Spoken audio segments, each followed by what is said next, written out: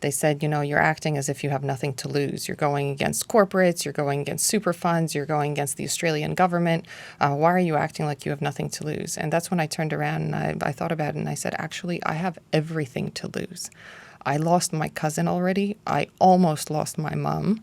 I have my entire family that's under daily bombardment, and I'm just one person. Australians are taking money out of their pocket, their hard-earned cash, their hard-earned money that's in superannuation funds, unknowingly filling up their tanks, unknowingly investing their money that goes to profit the Russian Federation, that goes to profit these companies that are indirectly supporting a war machine. Shortly after Russia's invasion of Ukraine in 2022, Australia banned the importation of Russian crude oil. Even so, Russian oil is still making its way to our shores and into our petrol. Kateryna Argyrou calls this blood oil, money from which goes to fund the Kremlin's war machine. Today, Argryou, who chairs the Australian Federation of Ukrainian Organizations and is also honorary consul of Ukraine in Sydney, joins Europe correspondent David Crowe. Welcome to you both. Thank you. Great to be talking. Now, David, I'm going to start with you. You have described oil as the next flashpoint in the Australian debate about the war in Ukraine. Why? Because it's got to a point where there's oil that's been flowing into Australia that is sourced from Russian crude, and it's been going on for such a period of time now that the volume of money that's going back to Moscow can be measured in billions of dollars. And that means that Australian motorists unwittingly are helping to fund that war machine when they fill up the petrol tank. Now, the reason it's a particular flashpoint at the moment is because we have seen globally some moves to go harder on sanctions against the two big Russian oil exporters, Rosneft and Lukoil. And Donald Trump, the US president, has done that. He did that last month in a sign of his impatience, I think, with the Russian leader, Vladimir Putin. So we do see changes in the global oil market. And I think that heightens the attention on what Australia is doing.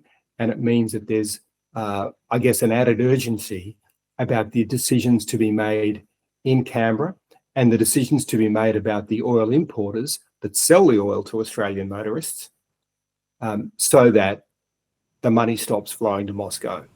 Okay, so we're going to get into the specifics of that. But David, I just want to stick with you for another moment because Australia actually imposed sanctions on Russia after the invasion of Ukraine. So how is Russian oil then still making its way to the petrol bowser here? I think the key thing is that they're working with a commodity that's got value anywhere in the world. And we know that even though there were sanctions imposed on Russia in various waves, after the full-scale invasion in February 2022, what happened is that Russia found ways to continue exporting that oil. First of all, there were countries that did not ban the oil, and they continued to receive it. Also, there was a shadow fleet created that enabled Russia to keep shipping that oil around the world to evade the sanctions. But I think for Australia's purposes, a lot of the focus is on countries that have refineries that supply to Australia. And some of those refineries are taking a lot of Russian oil. There are refineries in India that do this. There's a refinery in Malaysia that does it. And there are refineries in China that do it. But I think a lot of the focus has been on India. And the reason for that is that it's a big supplier of petrol and diesel to Australia. And also some of the big Indian refineries have got contracts with Russian suppliers. One of them in particular is a refinery in a city called Jamnagar in Gujarat. And it has, according to analysts I've talked to, it's relied on Russian crude for about 47% of its input. So when it's shipping or when it's processing that Russian crude and shipping petrol and diesel onto Australia, I think it's very fair to estimate that about 47% of those shipments are sourced from Russian crude. Okay, so Kateryna, I'd love to go to you now. I mean, some have called this blood oil. Why? Well, because if, as David mentioned, if we know that Australia is importing refined Russian crude, and there are various countries, as David referred to, that are used as this laundromat where it goes in, gets refined, and then comes in as a refined product. We know that it is sourced from Russia, therefore money is going back to Russia, and we know that a significant portion of the Russian economy is geared towards producing things for the Russian war effort, things like missiles, things like drones that go and attack Ukrainian cities and kill Ukrainian civilians every single day. Therefore, it is directly responsible for the bloodshed that's currently happening on Ukrainian territory. And very sadly, you actually have felt very personally the suffering from this war. And would you tell our listeners a little bit about your cousin and your mother, what they've experienced? Yes. So I was recently speaking to a colleague, and they asked me, why are you so passionate about this, and why do you advocate for Ukraine so much? You're here in Australia, your kids were born in Australia, you lead a happy life here. Why is this so important to you? Well, I may have a very safe and happy life here, but my entire family is back home in Ukraine. I have visited Ukraine a number of times over the past year, and since the launch of the full-scale invasion, I have seen how Ukrainians have been impacted by this war, but even more so, I have felt how my family has been impacted by this war. My cousin was decided to go and defend Ukraine from the very first days of the Russia's full-scale invasion. He was serving as a combat medic. He's got 2 little boys at home, and despite the fact that he was serving on the front line for 3.5 years and conducting evacuations on a daily basis, the stories that I heard from him were horrific, what goes on the battlefield. And sadly, back in July, at the end of July, he was killed on the front line. I received a call from his wife saying that she couldn't get a hold of him, and she couldn't get a hold of him for 2 days. And because I visited him a couple of times, I knew all of his commanders, I knew his brothers in arms, I knew his friends that he was serving with. And I called one of his closest friends, his name's Serhiy, also a combat medic. I didn't even say hello, I just said, "Tell me what happened." And he said, Yura, my cousin's name, is no longer with us. And I couldn't believe it. I said, no, that's not possible. I'm going to fly over. I'm going to find him. Maybe he's just injured. We'll find the best hospital for him. We'll find the best rehab. If he's lost a leg, arm, we'll find the best prosthetics for him. And he just stopped me. He was like, you don't understand. He's no longer with us. He was killed as he was performing an evacuation of 2 heavily wounded soldiers. And he was killed with a Russian FPV drone, which when we talk about this blood oil and what the import of refined Russian crude in Australia means, for me personally, it means the production of such weapons. It means the production of FPV drones. It means the production of Shahed drones that Russia buys from other countries. It means the missiles that Russia produces that go and hit Ukrainian civilian targets. So I have felt that firsthand, and now I call my cousin's wife, that's a widow at 30, 2 little kids that still don't understand that their father is gone, that the only place that they can see him is by going to the cemetery and kissing his photo on his grave to say hello or good morning to their father. And that's just my cousin's story, but every single member of my family has been impacted in some shape, way, or form. Most recently, my mom experienced a missile strike right next to her home, next to her apartment building. It was such a loud missile strike and heavy missile strike that the entire building shook. It threw my mom across the room. Her windows were blown out. She ended up in hospital with an internal brain bleed, which she goes to the hospital now on a regular basis just to check to make sure she's okay. She was lucky and survived. But many Ukrainians, we would have seen the Ternopil attacks, which just struck a residential building in the middle of the night. And that's what Ukrainians have to live with and live in fear every single day, because the neighbor next to them is waging a genocidal war against an entire country. I mean, it's such an astonishing story. It's hard to take in. So sorry for your loss. And David, I want to bring you in here because can you tell us, I guess, how much Russian oil is actually making its way to petrol bowsers in Australia still? And how much of our overall market does it actually represent? Yeah, that's a really important element here because I think Kateryna's story has reminded us of, I guess, the importance of focusing on what's happening here with the oil. There's a tendency, I think, to see the overseas news about Ukraine and see another apartment building with blackened windows. But there's a human story behind each of those attacks, and it's only happening because of the flow of funds that are enabling Russia to withstand so many of the sanctions. And so, I mean, that's a big reason for focusing on the actual dollar value of the trade and the Australian connection. And there's a very good research group in Europe, the Centre for Research on Energy and Clean Air. And their estimate when they've tallied up all the shipments is that since 2023, that's about $3.8 billion in Australian spending on petrol and diesel from overseas that is sourced from Russian crude. So that's over a couple of years now. But it does highlight the fact that at the time when Russia's been, cementing a war machine that can continue despite so many international sanctions, that flow of money is really important. Of course, it's coming from other countries too. There are other places around the world that are buying Russian crude. But I think that there's a serious argument about how that money is flowing from Australia, because the way I look at it is if Russian oil is flowing indirectly from Russia to Australia, that means by definition, money from Australia is flowing, again, indirectly back to Russia. And so that's the way the trade works.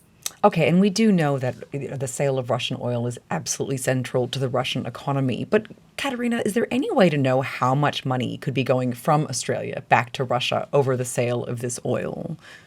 Well, the numbers that we have relied on are the ones that have been produced by CREA that David referred to. And just to put it into perspective and why we as a community became so alarmed was because if you look at the aid that has been provided by Australia, this includes military aid, humanitarian aid, energy support, all the packages put together. That's about $1.5 billion of aid that has been provided to Ukraine from Australia. And Australia often says that, the Australian government often says that Australia is the largest non-NATO contributor of military aid to Ukraine, which Australia has something to be proud of. But then if you put that against how much refined Russian crude Australia has been importing and how much money has been sent back to the Kremlin, that's over $2 billion.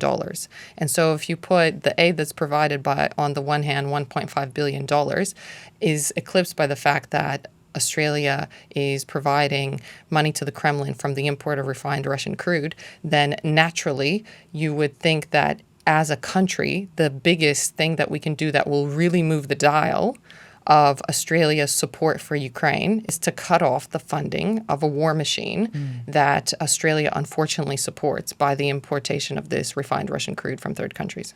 And Kateryna, just sticking with you, do we know if that money can actually be traced back to the Kremlin and its war that it's prosecuting against Ukraine specifically? Or is it sort of more symbolic that, this money is supporting Russia and some of it might be going to the war? Like, can we actually trace it directly to the war effort? Yes, we can, because 40% of the Russian economy is currently working for the war effort.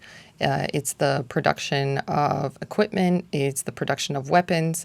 So we can definitely say that maybe not every single dollar that goes from Australia to the Kremlin is funding the war effort, but it is a significant chunk, and that is very worrying. And David, over to you. What would the impact on petrol prices be here in Australia if the government blocked petrol and diesel from these Indian refineries that, like you said, are taking a very significant amount of their crude oil from Russia? I think a really key point is to remember that there are sources of petrol and diesel into Australia that are not using Russian crude. From what we can see, South Korea is a reliable supplier of fuel to Australia, and it does not appear to be using Russian crude. India, the Jamnagar refinery that I mentioned, has been using Russian crude. I mentioned the 47% estimate earlier. It supplies about 10% of the petrol and diesel into Australia, according to the most recent estimates that we've seen. So that means that if the Jamnagar refinery were to change its approach, it may have an impact on its cost structure. But we also know that Jamnagar, which is owned by Reliance Industries, run by the Ambani family, one of the wealthiest in India, it's been making some very good profits because of the arbitrage, in a sense, between the global price for oil and the low price for Russian crude. Now, they've said they're going to change their approach. This has only happened in the last couple of days. So this is new news about what they're doing. They've told me that they're not going to be using Russian crude to send that petrol and diesel to Australia.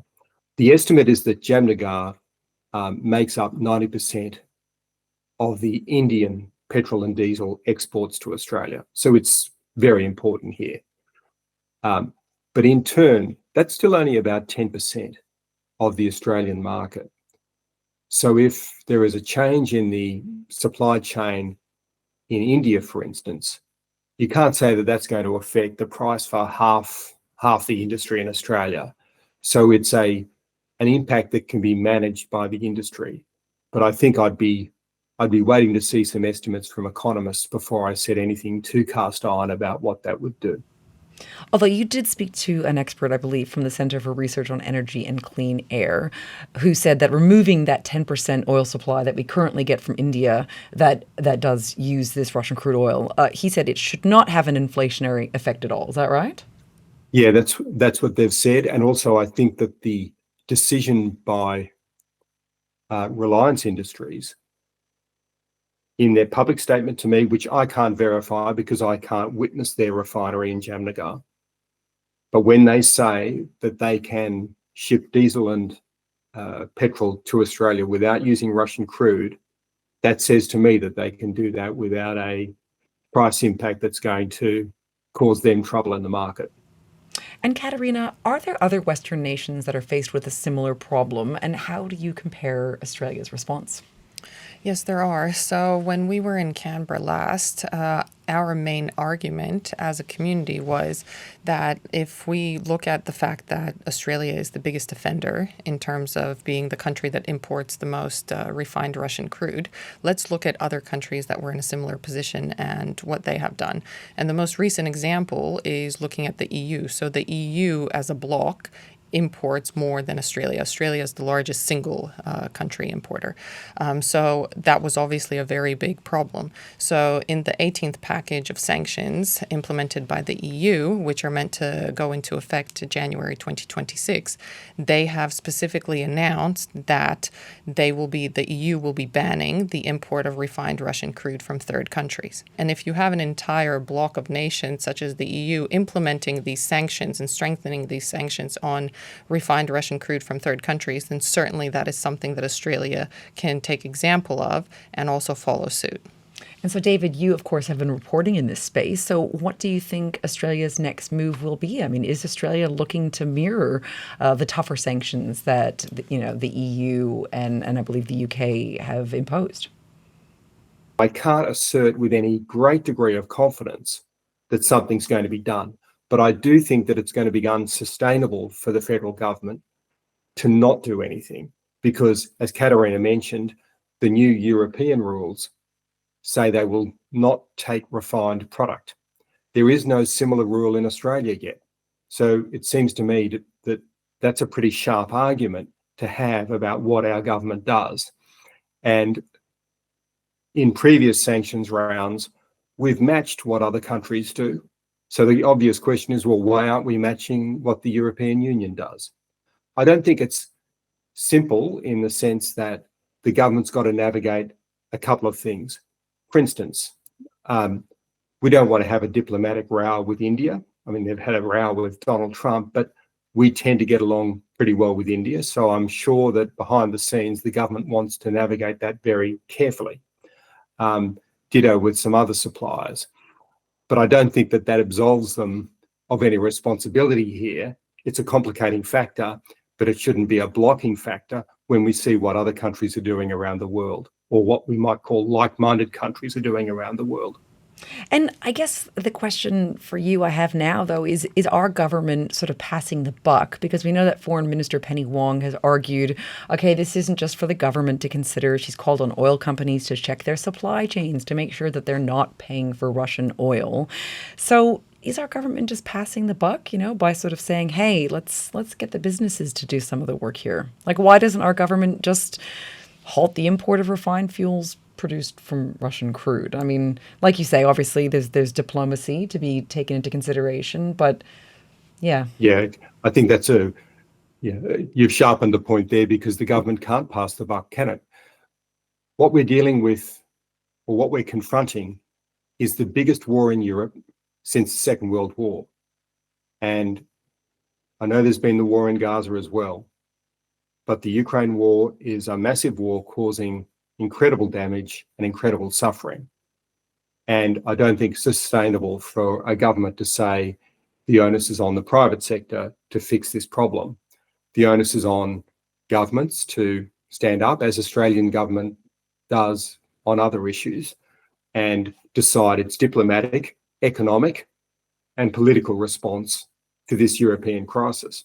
I guess a key point about the companies is, when I went to each of the major fuel suppliers in Australia, one of them, Caltex, said, we're not taking any Indian oil that might be tainted by Russian crude. But most of them simply wouldn't answer my questions about whether they were buying petrol and diesel from India that might be sourced from Russian crude.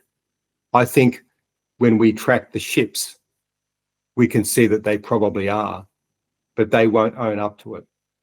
So if they won't even admit where they're getting their petrol and diesel from, I think we should assume that the companies won't act on this by themselves. It is a government decision in the end. And if I could just add to that, on the company side, we as a community have also reached out to a list of companies that we were provided. We reached out to BP, we reached out to Ampol, ExxonMobil, Viva, and some of them completely ignored us, and others just said that we are acting in line with all Australian rules, laws, regulations, and sanctions. So the fact that they are exploiting a sanctions loophole, legally they can do that, which is why we are trying to get this sanctions loophole closed. But from the importer's perspective, they're not doing anything wrong in terms of the law. So that's why we are very much advocating with the government to make sure that since the importers are not acting on their own will, we are asking for the government to step in and to make sure that there are rules and regulations in place that don't allow them to import this blood oil. And so finally, Kateryna, you've spoken so movingly about how this war has impacted your family. Of course, your cousin who died at only 32. I know he left behind two young sons. I think they were only 6 and 4 years old. And of course, his widow, Juliana. Your mother, you've said, is still there. So what would it mean to you if Australia did block the blood oil trade? Like, how important would it be for you? Well, let me start with a question that I recently was asked in terms of this campaign and why we're trying to get Australia to stop the import of this blood oil. They said, you're acting as if you have nothing to lose. You're going against corporates, you're going against super funds, you're going against the Australian government. Why are you acting like you have nothing to lose? And that's when I turned around and I thought about it and I said, actually, I have everything to lose. I lost my cousin already. I almost lost my mom. I have my entire family that's under daily bombardment, and I'm just one person. And so when the stakes are so high, when it's a matter of life and death, and when it's a matter of life and death to your closest, nearest, and dearest, there's nothing more precious than family, then it would mean the world to me, to my family, and to every single Ukrainian that's hunted by Russian drones and Russian missiles that are manufactured with the finances of partially this export of Russian oil that's refined in third countries and ends up here in Australia. And Australians are taking money out of their pocket, their hard-earned cash, their hard-earned money that's in superannuation funds, unknowingly filling up their tanks, unknowingly investing their money that goes to profit the Russian Federation, that goes to profit these companies that are indirectly supporting a war machine and a genocidal regime that is doing everything to absolutely wipe Ukraine off the face of the earth. So it would mean the world to me if we, as Australians, would stop financing those sort of war crimes. Well, Kateryna, thank you so much for sharing your story with us and your perspective. I imagine many listeners would be like myself. They would have had no idea that this oil laundering took place. So thank you. And thank you so much, David, as well, for your time. Thanks. It's good to talk. Thank you for the opportunity. And David, thank you for the time and effort that you've put in to highlight this issue.